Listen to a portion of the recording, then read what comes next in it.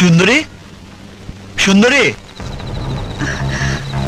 কি পাগলামি করছেন ছোট সাহেব? আর কোন অধিকার আপনি সব করছেন? ভালোবাসার অধিকারে। সুন্দরী,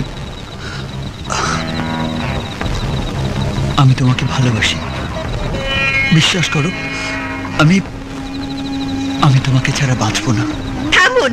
হতে পারেন আপনি তল্লাটের অধিপতি, তাতে আমার কি? কেন আপনি আমাকে বারবার বিরক্ত করছেন? কেন আপনি আরেকজনের ভালোবাসাকে ছিনিয়ে নিতে যাচ্ছেন? ভালোবাসা ছিনিয়ে নিচ্ছি? কি বলছো সুন্দরী? হ্যাঁ, ঠিকই বলছি। আপনার সাথে পরিচয় হবার আগে ডাক্তার শাওনকে আমি ভালোবেসে ফেলেছি, আর সেও আমাকে ভালোবাসে। যে ভালোবাসা একজনকে দিয়ে দিয়েছি, তাতে নতুন করে আর কাউকে দেওয়া যায় না। আপনি আমাকে ভুলে যান ছোট সাহেব, আপনি আমাকে ভুলে যান। ভুলে যাব? কেমন করে ভুলে যাব?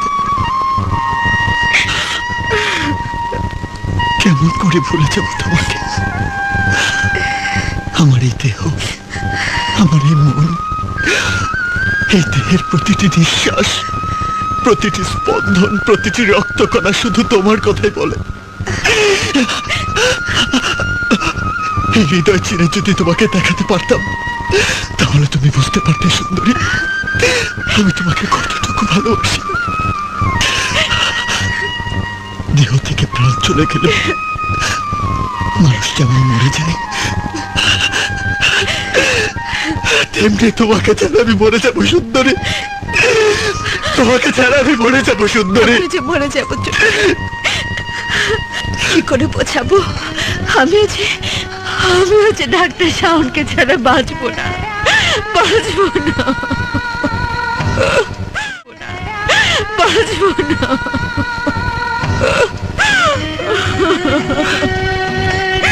সেদিন যদি বুঝতে পারতাম আপনি আমাকে হীরের মালাটা দিয়েছেন, তাহলে কখনই আমি সে মালাটা নিতাম না। তাছাড়া রানীমা আমাকে ভুল বুঝে চরম অপমান করে মালাটা খুলে নিয়ে গেছে। আপনার মা আমাকে ডাকাতে তুলে নিয়ে গিয়েছিল আমার সর্বনাশ করার জন্য, কিন্তু সেদিন শুধুমাত্র আপনার জন্য আমি বেঁচে গিয়েছিলাম। তার জন্য আপনার কাছে আমি হাত জোর করে মিনতি করছি, আপনি আমাকে ভুলে যান ছোট সাহেব।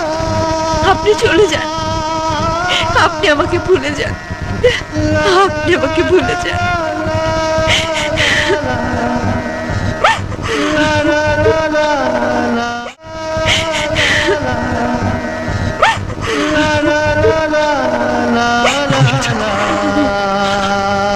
সেই দিন ভুলে যাও,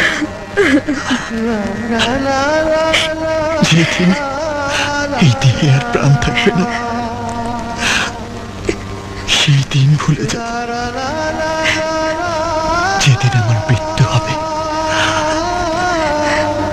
পড়ে থাকবে লাশ।